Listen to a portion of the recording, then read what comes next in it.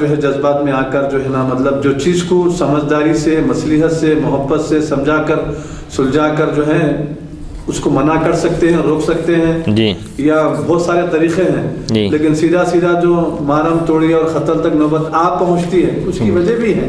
جی، تو سب سے پہلے گھر میں ہم اپنے بچوں کو تعلیم ایسا دینا چاہیے کہ وہ پردے کا اہتمام کیے بغیر گھر کے باہر نہ نکلے. اور جو گھر کے باہر آپ پردے کا اہتمام کر کے نہیں نکلیں گے تو لازمات ہے آپ کو چھیڑیں گے، آپ سے مذاق کریں گے، ٹھاٹا کریں گے، گھور کے دیکھیں گے، آپ کا نمبر دیجیے، نمبر لیجیے بولیں گے. اس قسم کی باتیں تو ہوتی ہی ہیں نا مفتی صاحب. اس میں جو ہے کہ گھر کے اوپر اگر پردہ ڈلا ہوا نہ ہو دروازے پر، یہ کب ہے؟ گزر رہے ہیں تو خود بخود نظر آ رہا. آپ نیچے دیکھ کے تو نہیں چل سکیں گے نا. ہاں اب ایسا گھر ہے، دروازہ اس طرف ہے، آپ جا رہے ہیں، ایسا کوئی شخص ایسا جا رہا ہے، دروازہ ادھر ہے، تو اب ایسا نہیں دیکھنا اور پلٹ کے ادھر. اب ایسا سامنے ہی گھر ہے، دروازہ ہے، اب جا رہے ہیں تو نظر آ رہے ہیں کیسا بھی، تو یہ مراد ہے وہاں پر. ایسا نہیں کہ ادھر سائڈ میں ہے، دائیں جانب یا بائیں جانب ہے، لیکن جاتے وقت پورے طرف دیکھتے ہوئے جا رہا ہے، یہ غلط ہے. یہ غلط ہے. اور پھر وہ عورتیں جو پردے کا اہتمام کر کے نہیں نکلتی، تب بھی حکم یہ ہے مومنوں کو اور مومنات، مسلمان مردوں کو، مسلمان عورتوں کو سورہ نور میں حکم دیا گیا مومن مرد بھی اپنی نگاہیں نیچی رکھیں اور عورتیں بھی نگاہ اٹھا کر نہ دیکھیں کسی کو. لیکن اب یہاں پر حضور صلی اللہ علیہ وسلم، اب دیکھیے وہ حدیث کے الفاظ میں ہے، ابھی آپ جو فرمائیں کہ عورتیں گنہگار ہوں گی اگر مرد ان کو دیکھتے ہیں. نہیں، اس کا ذکر نہیں آیا، اس میں صرف پردے کا ذکر ہے. یہاں پر اگر کسی کے دروازے پر اگر پردہ پڑا ہوا نہ ہو اور کسی شخص کی نظر پڑ جائے، ڈالنا نہیں ہے نظر، اتفاقاً پڑ جائے اگر، تو فوراً اس کو نظر ہٹا لینا ہے. اس کے لیے تو احکام ہے اس کے لیے بھی. لیکن یہ گناہ کس پر ہوں گا؟ اس کی جو نظر پڑ گئی اس پر، پردہ نہیں ڈالنے کی وجہ سے ہوا ہے. اس کی نظر جو پڑی ہے خواتین پر، پردہ ڈلا ہوا نہیں تھا گھر کے اوپر، اس لیے پڑی اس کی نظر. پردہ ڈلا ہوا ہے، کوئی اجازت ملنے سے پہلے پردہ اٹھا کے دیکھ رہا اندر جانے کے واسطے، تو جب پھر ان گناہ گار ہوں گا. ایسی صورت میں اگر کوئی اس کو مار بھی دیا، اگر اس کی آنکھ پھوڑ دے یا اس کو زخمی بھی کر دے تو کوئی مواخذہ نہیں ہوگا اس پر، گرفت نہیں ہوں گی، پکڑ نہیں ہوں گی، شرعاً ان گناہ گار نہیں ہوں گا. حدیث نمبر 2819 باب ما جاء فی کراہیت طروق الرجل اہلہ لیلا. حدثنا احمد بن منیع حدثنا سفیان بن عیینہ عن الاسود بن قیس النبیحی العنزی عن جابر ان النبی صلی اللہ علیہ وسلم نہاہم ان یطرقوا النساء لیلا وفی الباب عن انس وابن عمر وابن عباس. هذا حدیث حسن صحیح وقد روی من غیر وجہ عن جابر عن النبی صلی اللہ علیہ وسلم وقد روی عن ابن عباس ان النبی صلی اللہ علیہ وسلم نہاہم ان یطوقوا النساء لیلا ان یطرقوا النساء لیلا. قال فطرق رجلان بعد نہی رسول اللہ صلی اللہ علیہ وسلم فوجد كل واحد منہما مع امرأته رجلا. سفر سے رات کے وقت گھر پہنچنا مکروہ ہے، پسندیدہ نہیں ہے. حضرت جابر رضی اللہ عنہ سے روایت ہے کہ نبی اکرم صلی اللہ علیہ وسلم نے صحابہ کرام کو سفر سے اپنی عورتوں کے پاس رات کے وقت آنے سے منع فرمایا. اس باب میں حضرت انس، ابن عباس رضی اللہ عنہ سے بھی روایات مذکور ہیں. یہ حدیث حسن صحیح ہے اور حضرت جابر رضی اللہ عنہ سے کئی سندوں سے مرفوعاً مروی ہے. حضرت ابن عباس رضی اللہ عنہما سے روایت ہے رسول اکرم صلی اللہ علیہ وسلم نے انہیں سفر سے اپنی عورتوں کے پاس رات کے وقت آنے سے منع فرمایا. اس کے بعد یعنی منع کرنے کے بعد سفر سے رات کے وقت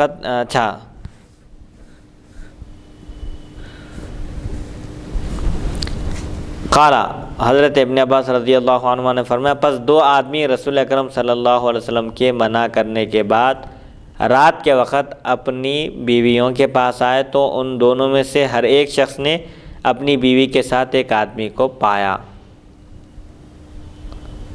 تو بہرحال رات کے وقت سفر سے اگر کوئی پہنچ رہا ہے اس کے لیے مستحب بہتر یہ ہے، اچھی بات اس کے لیے یہ ہے کہ وہ رات کے وقت اپنے اہل و عیال کے پاس نہ پہنچے، دن کے وقت آئے. ہو سکتا ہے کوئی ایسی ناگہانی صورتحال پیش آ جائے اور پھر خاندان کا خاندان تباہ ہو جائے، سب مسائل پیش آ سکتے ہیں. اسی لیے عورتوں کی بھی اچھی تربیت کرنی چاہیے تاکہ وہ اپنی عزت اور عصمت کی شوہر کی غیر موجودگی میں بھی حفاظت کریں. اسی لیے اس عورت کو سب سے بہترین قرار دیا گیا جو اپنے شوہر کے مال کی بھی حفاظت کرے اور اس کی خاطر اپنی عزت اور آبرو کو بھی محفوظ رکھے اس کے غیاب میں بھی۔ حدیث نمبر 2820 باب ما جاء فی تتریب الکتاب۔ حدثنا محمود بن غیلان حدثنا شبابۃ عن حمزۃ عن ابی الزبیر عن جابر ان رسول اللہ صلی اللہ علیہ وسلم قال اذا كتب احدكم كتابا فليتربه فانه انجح للحاجة۔ هذا حديث منكر لا نعرفه عن ابي الزبير الا من هذا الوجه وحمزة هو ابن عمرو النصيبي وهو ضعيف في الحديث۔ خط کو گرد آلود کرنے کا بیان۔ عموماً پہلے دور میں زمانے ماضی میں خطوط لکھے جاتے تھے، خطوط روانہ کیے جاتے تھے، تو خط کو گرد آلود کرنے سے اس کو مٹی میں ملوث کرنے سے، لت پت کرنے سے تھوڑا بہت وہ فوراً خط پہنچتا ہے اور جس مقصد سے اس کو بھیجا جا رہا ہے وہ مقصد میں فوراً کامیابی ملتی ہے۔ حضرت جابر رضی اللہ عنہ سے روایت ہے، نبی اکرم صلی اللہ علیہ وسلم نے ارشاد فرمایا جب تم میں سے کوئی خط لکھے تو اس کو چاہیے کہ اس کو خاک آلود کر دے، کیونکہ یہ حاجت کو بہت جلد پورا کرتا ہے۔ مطلب یہ ہے کہ خط میں جو حاجت لکھ کر بھیجا جا رہا ہے، خط پوسٹ کیا جا رہا ہے، خط کے اوپر تھوڑی سی مٹی ڈالنا چاہیے۔ حاجت مانے ضرورت، اپنی ضرورت کو، یہ کسی ضرورت کے تحت خط لکھ رہا ہے کسی کو اور وہ چاہتا ہے کہ اس کی وہ ضرورت جلد پوری ہو جائے، تو ایک طریقہ بتایا گیا کہ اس پر مٹی ڈال کر تھوڑی سی پھر اس کو جھٹک دے کر پوسٹ کیا جائے۔ یہ ایک مختلف طریقے سمجھے، فعال نیک کے طور پر بتایا گیا۔ جی ہاں، سنت ہے ایسا کرنا، کیونکہ حضور اکرم صلی اللہ علیہ وسلم نے فرمایا کہ اگر حاجت جلدی پوری ہونا ہے تو اس طرح کیا جائے تو انشاءاللہ اس کی حاجت پوری ہوگی۔ حدیث نمبر 2821 حدثنا قتيبة حدثنا عبد الله بن الحارث عن عنبسة عن محمد بن زازان عن ام سعد عن زید بن ثابت قال دخلت على رسول الله صلی اللہ علیہ وسلم وبين يديه كاتب فسمعته يقول ضع القلم على اذنك فانه اذكر للمملي۔ هذا حديث لا نعرفه الا من هذا الوجه وهو اسناد ضعيف۔ محمد بن زازان وعنبسة بن عبد الرحمن يضعفان۔ کان پر قلم رکھنے کا بیان۔ حضرت زید بن ثابت رضی اللہ عنہ فرماتے ہیں میں بارگاہ نبوی صلی اللہ علیہ وسلم میں حاضر ہوا تو دیکھا کہ آپ کے سامنے ایک کاتب بیٹھا ہوا ہے۔ میں نے نبی اکرم صلی اللہ علیہ وسلم کو فرماتے ہوئے سنا قلم اپنے کان پر رکھو، اس سے مضمون زیادہ یاد آتا ہے۔ اس حدیث کو ہم صرف اسی سند سے پہچانتے ہیں، یعنی یہ ایک طریقہ ہے کہ قلم کان پر رکھا جاتا ہے تو جو چیز یاد آنا ہے وہ فوراً جلدی یاد آ جاتی ہے، تو اس میں تعلیم دی گئی ہے۔ اسی لیے اکثر لوگوں کو دیکھیے، بعض ٹیلرز ہیں، بڑھئی کے پاس، کارپینٹر کے پاس جائیے، وہ لوگ بھی کبھی پینسل، قلم وغیرہ جو بھی ان کے استعمال میں ہوتا ہے اس کو کان پر رکھتے ہیں، اس سے وہ چیز جلدی یاد آتی ہے۔ ہتھیار بتا دیا گیا کہ کوئی چیز جلدی یاد آنا ہے تو قلم کو اپنے کان پر رکھنا چاہیے۔ سبحان اللہ، ہر چیز کی تعلیم ہے، دیکھیں حدیث شریفہ میں۔ حدیث نمبر 2822 حدثنا علی بن حجر اخبرنا عبد الرحمن بن ابی زیاد عن ابیہ عن خارجہ بن زید بن ثابت عن ابیہ زید بن ثابت قال امرنی رسول اللہ صلی اللہ علیہ وسلم ان اتعلم له کلمات من کتاب یہود وقال انی واللہ ما آمنوا یہود علی کتابی قال فما مر بی نصف شہر حتی تعلمته له قال فلما تعلمته كان اذا كتب الى یہود كتبت الیہم واذا كتبوا الیہ قرأت له کتابهم هذا حدیث حسن صحیح وقد روی من غیر هذا الوجه عن زید بن ثابت وقد رواه الاعمش عن ثابت بن عبید عن زید بن ثابت یقول امرنی رسول اللہ صلی اللہ علیہ وسلم ان اتعلم السریانیۃ۔ سریانی زبان کی تعلیم کا بیان۔ یہودیوں کی زبان ہے سریانی، تو قرآن مجید میں اللہ تعالیٰ ارشاد فرماتا ہے اعوذ باللہ من الشیطان الرجیم ومن آیاتہ خلق السماوات والارض واختلاف السنتکم والوانکم۔ اللہ کی نشانیوں میں سے ہے آسمانوں اور زمین کو پیدا کیا جانا اور تمہاری زبانوں کا اختلاف اور تمہارے رنگ اور نسل کا اختلاف، یہ بھی اللہ کی نشانیوں میں سے ہے۔ لہذا زبان کوئی بری نہیں ہے، زبان سیکھی جا سکتی ہے، شرعاً اجازت ہے۔ جس زبان میں تبلیغ اور دعوت کرنے کی ضرورت ہے وہاں کے لوگ جو زبان سمجھتے ہیں، جہاں ہم تبلیغ کرنا چاہتے ہیں تو زبان کو سیکھنا بھی ضروری ہے۔ زبان سیکھنے میں کوئی حرج نہیں ہے، بلکہ حضور اکرم صلی اللہ علیہ وسلم نے حضرت زید بن ثابت رضی اللہ عنہ کو سریانی زبان سیکھنے کا حکم فرمایا، کیونکہ یہودی سریانی زبان میں خط لکھتے تھے تو حضور اکرم صلی اللہ علیہ وسلم فرماتے ہیں مجھے یہود پر اطمینان نہیں ہے، اعتماد نہیں ہے، وہ غلط بیانی سے بھی کام لے سکتے ہیں، اسی لیے کوئی ایک اس زبان کو سیکھنا چاہیے۔ چنانچہ حضرت زید بن ثابت رضی اللہ عنہ فرماتے ہیں مجھے نبی اکرم صلی اللہ علیہ وسلم نے حکم فرمایا کہ میرے لیے یہودیوں کی کتاب سے چند کلمات سیکھو، اور فرمایا خدا کی قسم مجھے یہودیوں پر اپنے خط کے بارے میں کچھ بھروسہ اعتماد نہیں۔ حضرت زید فرماتے ہیں، زید بن ثابت کاتبان وحی میں سے ہیں، آپ فرماتے ہیں میں نے نصف مہینے کے اندر اندر وہ زبان سیکھ لی، آدھا مہینہ بھی نہیں گزرا، 15 دن بھی نہیں گزرے، سریانی زبان آپ نے سیکھ لی۔ اس کے بعد جب حضور اکرم صلی اللہ علیہ وسلم یہود کی طرف لکھنے کا ارادہ فرماتے تو میں ہی لکھتا تھا، جب یہود کو خط لکھنا ہوتا تو حضور اکرم صلی اللہ علیہ وسلم مجھے حکم فرماتے تو میں لکھتا، اور اگر ان کی طرف سے کوئی خط آتا تو میں ہی پڑھ کر حضور اکرم صلی اللہ علیہ وسلم کو سناتا تھا۔ یہ حدیث حسن صحیح ہے اور زید بن ثابت سے دوسری سندوں سے بھی مروی ہے۔ اعمش نے بھی اسے بواس سے ثابت بن عبید حضرت زید بن ثابت رضی اللہ عنہ سے روایت کیا ہے کہ حضور اکرم صلی اللہ علیہ وسلم نے مجھے سریانی زبان سیکھنے کا حکم ارشاد فرمایا تھا۔ بہرحال حضرت زید بن ثابت رضی اللہ عنہ کو حضور اکرم صلی اللہ علیہ وسلم نے یہودیوں کی زبان سیکھنے کی تاکید فرمائی تو انہوں نے 15 دن کے اندر اندر وہ زبان سیکھ لی، جس سے سہولت ہو گئی یہودیوں کو خطوط لکھنے کے لیے، اور ان کی طرف سے اگر خطوط آتے تو یہی صحابی ان خطوط کا مضمون پڑھ کر سناتے تھے۔ تو اب اس حدیث شریف کی روشنی میں ہر دور کے تقاضوں کو ملحوظ رکھتے ہوئے، پیش نظر رکھتے ہوئے علماء کو بھی چاہیے کہ وہ اپنے زمانے کے تقاضوں سے اپنے آپ کو لیس کریں، ہم آہنگ ہو جائیں، تہذیب میں دنیا کے ڈھل جانے کے بجائے دنیا کو اور دنیا والوں کو اسلامی تہذیب میں ڈھالنے کی کوشش کریں۔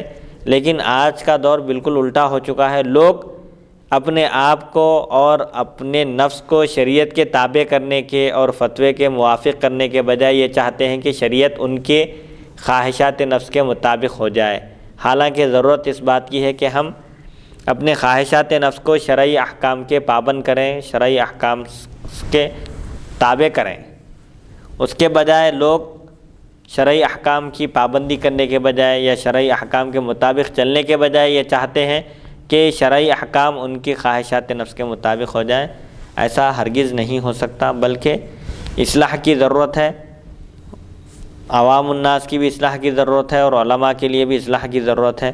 بہرحال ہر فیلڈ میں، ہر میدان میں دعوت دین پہنچانے کے لیے عوام الناس تک جو لوگ دین اسلام سے واقف نہیں ہیں، غیر مسلم ہیں، ان کے درمیان دعوت کا فریضہ انجام دینے کے لیے ان کی زبان بھی سیکھنے کی سخت ضرورت ہے، تاکہ تیلگو زبان میں یا وہ جو زبان جانتے ہیں اس زبان میں اسلام کی خوبیوں کو ان کے سامنے بیان کیا جا سکے۔ اس حدیث شریف سے یہ بات معلوم ہوتی ہے کہ ہر زمانے کے جو تقاضے ہوتے ہیں ان تقاضوں کو ملحوظ رکھا جا سکتا ہے، اور ان تقاضوں کے مطابق علماء کو اور جو دعوت اور ارشاد کا کام کرنے والے ہیں ان کو ان ہتھیاروں سے لیس کیا جا سکتا ہے جن ہتھیاروں کی اس زمانے میں ضرورت ہو۔ اب جیسے موجودہ زمانے میں اس سے دین کا پیغام پہنچایا جا سکتا ہے، حکم دیا جا رہا ہے، کرنا چاہیے۔ اگر ہم اختیار نہیں کریں گے تو لوگ یہی چیزوں کو اختیار کر کے ہمارے دین اسلام کا پیغام وہ اپنے مرضی منشے کے مطابق لوگوں تک پہنچائیں گے۔ ہاں، اب جیسے موجودہ زمانے میں انگلش زبان بہت اہمیت کی حامل ہو گئی ہے، کیونکہ جو ایجوکیٹڈ جو طبقہ ہے، تعلیم یافتہ، اکثر مسلمان خود اردو سے نابلد ہوتے جا رہے ہیں، اردو وہ نہ پڑھ سکتے ہیں نہ لکھ سکتے ہیں، بس گفتگو کر سکتے ہیں، اور بعض لوگ تو اکثر اردو میں گفتگو بھی نہیں کر سکتے۔ ان کے گھر میں پورا ماحول، کلچر، تہذیب انگلش کی، انگریزی کی ہو چکی ہے، جس کی وجہ سے ان کے لیے سارا مواد اسلامی لٹریچر انگلش میں ان کو فراہم کرنے کی ضرورت ہے۔ تو اس لحاظ سے موجودہ زمانے میں علماء کو چاہیے کہ وہ انگلش میں مہارت حاصل کریں، تاکہ دعوت اور ارشاد کا کام لوگوں تک انگریزی زبان میں، جس زبان میں وہ اچھی طرح سمجھ سکتے ہیں، اس زبان میں ان کو سمجھا سکیں۔ حدیث نمبر 2823، باب ما جاء فی مکاتبۃ المشرکین۔ حدثنا یوسف بن حماد البصری حدثنا عبد الاعلی عن سعید عن قتادہ عن انس بن مالک ان رسول اللہ صلی اللہ علیہ وسلم كتب قبل موته إلى كسرى وإلى قيصر وإلى النجاشي وإلى كل جبار يدعوهم إلى الله وليس بالنجاشي الذي صلى عليه هذا حدیث حسن صحیح غریب۔ مشرکین سے خط و کتابت کا بیان۔ غیر مسلموں کو خطوط لکھے جا سکتے ہیں دین کی دعوت دینے کے لیے، دین کی خوبیوں کو اجاگر کرنے کے لیے اور دین کی طرف ان کو مائل کرنے کے لیے خط اور کتابت کا سلسلہ جاری رکھا جا سکتا ہے، شروع کیا جا سکتا ہے، ان کو خطوط بھی لکھے جا سکتے ہیں۔ حضرت انس بن مالک رضی اللہ عنہ سے روایت ہے، نبی کرم صلی اللہ علیہ وسلم نے اپنے وصال با کمال سے پہلے کسریٰ، قیصر، نجاشی اور ہر جابر و سرکش بادشاہ کو خط لکھ کر انہیں اللہ تعالیٰ کی طرف دعوت دی، بلایا۔ یہ نجاشی وہ نہیں جن کی نماز جنازہ حضور اکرم صلی اللہ علیہ وسلم نے پڑھی تھی، ادا کی تھی۔ نجاشی دو گزرے ہیں، ایک جو مسلمان ہو گئے تھے جب ان کے وصال کی حضور اکرم صلی اللہ علیہ وسلم کو اطلاع ملی تو آپ نے ان کی نماز جنازہ پڑھی تھی، یہ وہ نجاشی نہیں ہے۔ بہرحال حضور اکرم صلی اللہ علیہ وسلم نے دعوت و ارشاد کا جو فریضہ انجام دیا، آپ نے اپنے وصال با کمال سے پہلے بادشاہوں کو بھی خطوط لکھے، ان کو بھی دین کی دعوت دی۔ حدیث نمبر 2824 بابن کیف یکتب الی اہل الشرک۔ حدثنا سوید بن نصر حدثنا عبداللہ بن مبارک حدثنا یونس عن الزہری قال اخبرنی عبید اللہ بن عبداللہ بن عتبۃ عن ابن عباس انہ اخبرہ ان ابا سفیان بن حرب اخبرہ ان ہرقل ارسل الیہ فی نفر من قریش کانوا تجارا بالشام فاتوه فذکر الحدیث قال ثم دعا بکتاب رسول اللہ صلی اللہ علیہ وسلم فقرئ فیہ بسم اللہ الرحمن الرحیم من محمد عبد اللہ ورسولہ الی ہرقل عظیم الروم السلام علی من اتبع الہدی اما بعد هذا حدیث حسن صحیح ابو سفیان اسمہ صخر بن حرب۔ مشرکین کی طرف خط کیسے لکھا جائے؟ مشرکوں کو جو خطوط لکھے جاتے ہیں اس کا میٹر، اس کا مضمون کیا ہونا چاہیے؟ حضرت ابو سفیان بن حرب کہتے ہیں میں قریش کی اس جماعت میں تھا جو تجارت کی غرض سے، تجارت کے مقصد سے ملک شام گئی ہوئی تھی کہ ہرقل نے مجھے بلا بھیجا، ایک بادشاہ ہے، یہ سب لوگ اس کے پاس گئے۔ راوی نے حدیث بیان کرتے ہوئے کہا پھر اس نے نبی اکرم صلی اللہ علیہ وسلم کا نامہ مبارک منگوا کر پڑھا۔ اس بادشاہ کے پاس، ہرقل کے پاس جو خط بھیجا گیا تھا وہ خط مبارک منگوا کر طلب کر کے پڑھا، اس میں لکھا ہوا تھا۔ وہ خط شروع کیسے ہو رہا تھا؟ اللہ ہی کے نام سے شروع کرتا ہوں جو نہایت مہربان، جو بخشنے والا انتہائی مہربان ہے۔ اللہ کے بندے اور رسول محمد صلی اللہ علیہ وسلم کی طرف سے روم کے بڑے بادشاہ ہرقل کی طرف، جیسے انگلش میں لکھتے ہیں ٹو، جس کو خط لکھا جا رہا ہے، اور جس کی جانب سے لکھا جا رہا ہے فرام، تو عربی میں بھی حضور اکرم صلی اللہ علیہ وسلم کے خط کا مضمون شروع ہوتا ہے بسم اللہ کے بعد من محمد عبداللہ ورسولہ، یعنی محمد صلی اللہ علیہ وسلم جو اللہ کے بندے، جو اللہ کے خاص بندے اور اس کے رسول ہیں، ان کی جانب سے یہ خط بھیجا جا رہا ہے روم کے عظیم بادشاہ ہرقل کے نام۔ ہدایت کے پیروکار پر سلام ہو، جو ہدایت کی پیروی کیے، ہدایت کے پیچھے چلے، ہدایت کا راستہ اختیار کیے، ان پر سلامتی، ان کے لیے سلامتی ہے، ان پر سلام ہو۔ اما بعد، یہ حدیث حسن صحیح ہے، ابو سفیان کا نام صخر بن حرب ہے۔ اس میں طریقہ بتایا جا رہا ہے مشرکین کو دعوت دینے کا کہ پہلے بسم اللہ الرحمن الرحیم لکھنا چاہیے، پھر اس کے بعد جن کی جانب سے خط بھیجا جا رہا ہے اور جن کے نام بھیجا جا رہا ہے، پھر اس کے بعد اپنا مدعا، اس میں اپنا جو مقصد ہے اس کو بیان کرنا چاہیے۔ حدیث نمبر 2825 باب ما جاء فی ختم الکتاب۔ حدثنا اسحاق بن منصور اخبرنا معاذ بن هشام حدثني ابي عن قتادة عن انس بن مالك قال لما اراد نبي الله صلى الله عليه وسلم ان يكتب الى العجم قيل له ان العجم لا يقبلون الا كتابا عليه خاتم فاصطنع خاتما قال فكأني انظر الى بياضه في كفه هذا حديث۔ خط پر مہر لگانے کا بیان۔ اور پھر اسلام میں جو ہے خط لکھنے کا طریقہ بھی بتایا جا رہا ہے جی، کہ خط کیسے لکھا جاتا ہے، جی، اس کی بھی تعلیمیں دیکھیے جی، یہ جو حدیث گزری ہے ابھی۔ ہاں، پہلے چونکہ طریقہ یہی تھا، خطوط کا ہی سلسلہ ہوتا تھا۔ اب جیسے سہولتیں، ٹیکنالوجی ترقی کر چکی ہے سائنس کی وجہ سے، موبائل فون، سیٹلائٹ وغیرہ، یہ جو سہولتیں مہیا ہو چکی ہیں، یہ قریب کے زمانے میں بھی ایسی سہولت نہیں تھی۔ لوگ خطوط ہی کے ذریعے ایک دوسرے کی کیفیت معلوم کرتے تھے اور خطوط باضابطہ ہر خط کا جواب دیا جاتا تھا۔ اب یہ جو بیان ہے خط پر مہر لگانے کا، اسٹامپ لگانے کا، کہ عرب میں طریقہ تھا، اعجمیوں کا طریقہ تھا کہ وہ بغیر اسٹامپ کے کوئی خط قبول نہیں کرتے تھے، مہر بند ہونا خط اور اس کے اوپر اسٹامپ لگا ہوا ہونا، اس کی اہمیت ہوتی تھی۔ تو حضرت انس بن مالک رضی اللہ عنہ فرماتے ہیں نبی اکرم صلی اللہ علیہ وسلم نے جب اعجمیوں کو خط لکھنے کا ارادہ فرمایا تو عرض کیا گیا یا رسول اللہ صلی اللہ علیہ وسلم، اعجمی لوگ مہر کے بغیر خط قبول نہیں کرتے، جب تک اسٹامپ نہ ہو اس وقت تک خط کو قبول نہیں کیا جاتا۔ چنانچہ حضور اکرم صلی اللہ علیہ وسلم نے ایک انگوٹھی بنوائی۔ حضرت انس فرماتے ہیں گویا کہ میں اب بھی حضور اکرم صلی اللہ علیہ وسلم کے دست مبارک پر اس کی چمک دیکھ رہا ہوں۔ جب آپ کو یہ اطلاع دی گئی تو آپ کیا کیا، اس وقت ایک انگوٹھی بنائے، اسی کو اپنے مہر قرار دیا، اسٹامپ سمجھیے، اس کا ایک نشان لگا دیتے اور خط روانہ کر دیتے تھے۔ حدیث نمبر 2826۔ حدیث میں امت کے لیے کیا تعلیم ہے مفتی صاحب کے؟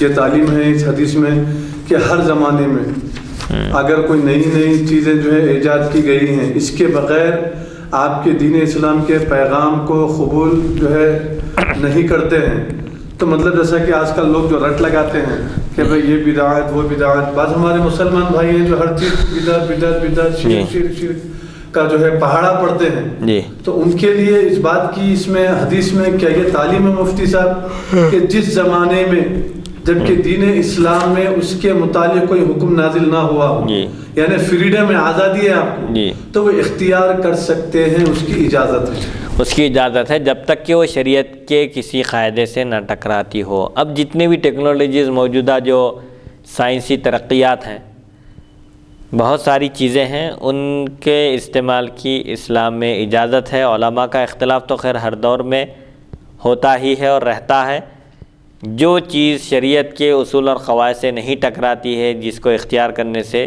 شرعی احکام پر کوئی فرق نہیں پڑتا، اس کو اختیار کیا جا سکتا ہے۔ جبکہ حضور اکرم صلی اللہ علیہ وسلم مہر وہاں کے بادشاہ بغیر مہر کے کوئی خط کو قبول نہیں کرتے ہیں، اسی لیے آپ نے جو ہے وہ اسٹامپ تیار کیا ہے، انگوٹھی، ورنہ آپ تیار نہیں کیے۔ ہاں، تو اس سے معلوم ہوتا ہے کہ دین اور دعوت و ارشاد کا کام کرنے کے لیے ویب سائٹ یا اپلوڈنگ کے جو طریقے ہیں، یوٹیوب وغیرہ جتنے بھی ایجادات ہو چکے ہیں اس دور میں، ان تمام طریقوں کو اپنایا جا سکتا ہے دین کی نشر و اشاعت کے لیے۔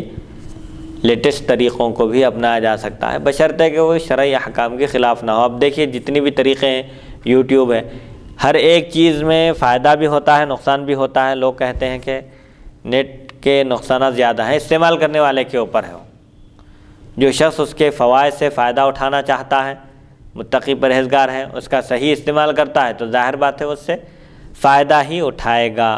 بہرحال استعمال کے اوپر ہے ہر چیز کا۔ حدیث نمبر 2826۔ باب کیف السلام۔ حدثنا سوید اخبرنا عبداللہ بن المبارک اخبرنا سلیمان بن المغیرۃ حدثنا ثابت البنانی حدثنا ابن ابی لیلى عن المقداد بن الاسود قال اقبلت انا وصاحبان لی قد ذهبت اسماعنا وابصارنا من الجهد فجعلنا نعرض انفسنا على اصحاب النبي صلی اللہ علیہ وسلم فليس احد يقبلنا فاتينا النبي صلی اللہ علیہ وسلم فاتى بنا اهله فاذا ثلاثه اعنز فقال النبي صلی اللہ علیہ وسلم احتلبوا هذا اللبن فكنا نحتلبه فيشرب كل انسان نصيبه ونرفع لرسول الله صلی اللہ علیہ وسلم نصيبه فيجيء رسول الله صلی اللہ علیہ وسلم من اللیل فیسلم تسلیما لا یوقظ النائم ویسمع الیقظان ثم یأتی المسجد فیصلی ثم یأتی شرابہ فیشربہ ھذا حدیث حسن صحیح۔ سلام کا طریقہ بتایا جا رہا ہے، اور اتنی بہترین تعلیم ہے اس حدیث شریف میں کہ اگر لوگ اس کو اختیار کر لیں تو پورا معاشرہ، خاندان، قبیلہ سب امن اور سکون کا گہوارہ بن سکتا ہے۔ حضرت مقداد بن اسود رضی اللہ عنہ فرماتے ہیں میں اور میرے دو ساتھی مدینہ شریف حاضر ہوئے، بھوک کی وجہ سے ہماری آنکھیں اور کان جواب دے چکے تھے، نہ دکھائی دے رہا تھا نہ ہی کچھ سنائی دے رہا تھا۔ ہم اپنے آپ کو صحابہ کرام کے سامنے پیش کرنے لگے، لیکن ہمیں کوئی بھی قبول نہیں کرتا تھا۔ حالات ایسے نہیں تھے کہ کوئی کسی کی مدد کرے یا کسی کو کھانا کھلائے، بہرحال انہوں نے اپنے آپ کو صحابہ پر پیش کیا لیکن کوئی بھی قبول نہیں کیے۔ مطلب یہ ہے کہ ہو سکتا ہے کہ ان کے پاس بھی کوئی چیز کھلانے کے لیے، ان کو عطا کرنے کے لیے نہیں تھی۔ بہرحال یہی کیفیت تھی، چنانچہ ہم حضور اکرم صلی اللہ علیہ وسلم کی خدمت اقدس میں حاضر ہوئے تو آپ ہمیں اپنے گھر لے گئے، وہاں 3 بکریاں تھیں۔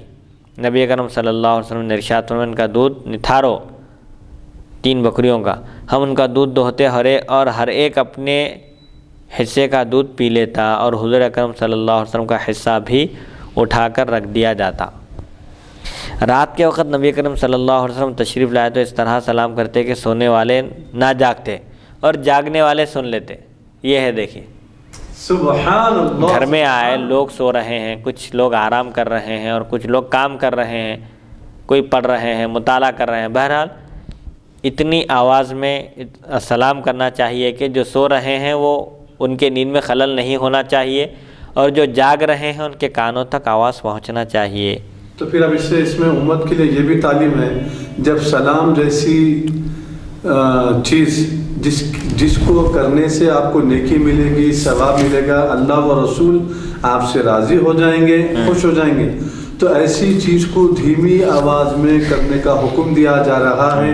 ایسی دھیمی آواز ہو کہ سونے والے کو تکلیف نہ ہو اور جاگنے والا سلام کا جواب دے، ان تک وہ آواز پہنچنا چاہیے۔ تو جب سلام کے لیے یہ احتیاط کرنے کا حکم دیا جا رہا ہے تو پھر جب ہم اس کے علاوہ جو گفتگو کرتے ہیں، بات چیت کرتے ہیں، جو گھروں میں جو سوتے ہیں، آرام کرتے ہیں، ان کا ہم خیال نہیں کرتے، اور جو ہے اونچی آواز میں جو ہے باتیں کرتے ہیں، لاؤڈ ساؤنڈ میں گفتگو کرتے ہیں، باتیں کرتے ہیں، جس سے سونے والے کی نیند میں خلل پیدا ہوتا ہے، تو اس سے منع کیا گیا ہے۔ جی، کیا تعلیم ہے اسلام!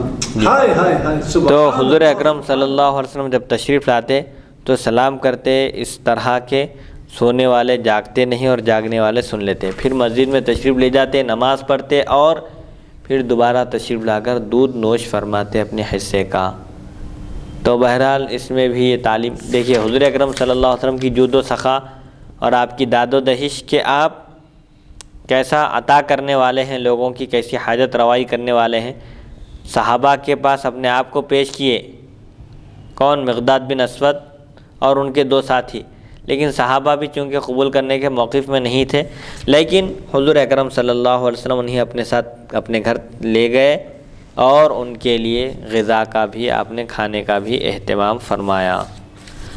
اور یہ بھی معلوم ہوتا ہے کہ اگر کوئی چیز پارٹنرشپ میں ہو دوستوں کے درمیان تو خود ہی پورا نہیں کھا جانا چاہیے، بلکہ ہر ایک کا حصہ اس کو ملنا چاہیے، اگر کوئی موجود نہ ہو تو اس کا حصہ اٹھا کر رکھنا چاہیے، اس کا خیال کرنا چاہیے۔ حدیث نمبر 2827، باب ما جاء فی کراہیت تسلیم علی من یبول۔ حدثنا بندار ونصر بن علی قال حدثنا احمد الزبیر عن سفیان عن الضحاک بن عثمان عن نافع عن ابن عمر ان رجلا سلم علی النبی صلی اللہ علیہ وسلم وهو یبول فلم يرد علیہ النبی صلی اللہ علیہ وسلم السلام۔ حدثنا محمد بن یحیی النسابوری حدثنا محمد بن یوسف عن سفیان عن الضحاک بن عثمان بهذا الاسناد نحوه، وفي الباب عن علقمة بن الفغواء وجابر والبراء ومهاجر بن قنفذ هذا حدیث حسن صحیح۔ پیشاب کرنے والے کو سلام کرنا مکروہ ہے۔ ایک شخص ہے جو ضرورت سے فارغ ہو رہا ہے یا ضرورت کو گیا ہوا ہے، اس کو سلام کرنا مکروہ ہے، درست نہیں ہے۔ حضرت ابن عمر رضی اللہ عنہما سے روایت ہے، ایک شخص نے نبی اکرم صلی اللہ علیہ وسلم کو اس وقت سلام کیا جب آپ ضرورت سے فارغ ہو رہے تھے، آپ صلی اللہ علیہ وسلم نے سلام کا جواب نہیں دیا۔ محمد بن یحییٰ نشاپوری نے بواسطہ محمد بن یوسف اور سفیان ضحاک بن عثمان سے اسی سند کے ساتھ اس کے ہمانہ روایت نقل کی۔ اس باب میں حضرت علقمہ بن فغوا، جابر، برا اور مہاجر بن قنفذ رضی اللہ عنہم سے بھی روایات مذکور ہیں۔ پیشاب کرنے والے کو، ضرورت سے فارغ ہونے والے کو سلام نہیں کرنا چاہیے، اگر کوئی کر بھی دے سلام تو اس کے سلام کا جواب اس کو نہیں دینا چاہیے۔ بعض لوگ بیت الخلاء میں ٹھہر کر سلام کرتے ہیں، بعض لوگ کوئی ضرورت سے فارغ ہو رہا ہے، جا رہا ہے، بیت الخلاء میں داخل ہوتے ہی نظر آتے ہیں، اس کو سلام کرتے ہیں، وہاں سے جواب دیتا ہے، یہ درست نہیں ہے۔ اگر کوئی سلام کر بھی دے تو اس کا جواب نہیں دینا ہے۔ حدیث نمبر 2828، باب ما جاء فی کراہیت یقول علیک السلام مبتدئا۔ حدثنا سوید حدثنا عبداللہ حدثنا خالد الحذا عن ابی تمیمۃ الجہیمی عن رجل من قومه قال طلبت النبی صلی اللہ علیہ وسلم فلم اقدر علیہ فجلست فاذا نفر هو فیہم ولا اعرفه وهو يصلح بینهم فلما فرغ قام معه بعضهم فقالوا یا رسول اللہ فلما رأیت ذلك قلت علیک السلام یا رسول اللہ علیک السلام یا رسول اللہ علیک السلام یا رسول اللہ قال ان علیک السلام تحیۃ المیت ثم اقبل علیہ فقال اذا لقی الرجل اخاه المسلم فلیقل السلام علیکم ورحمۃ اللہ وبرکاتہ ثم رد علی نبی صلی اللہ علیہ وسلم قال وعلیک ورحمۃ اللہ وعلیک ورحمۃ اللہ وقد روا هذا الحدیث ابو غفار عن ابی تمیمۃ الحجمی عن ابی جری جابر بن سلیم الحجیمی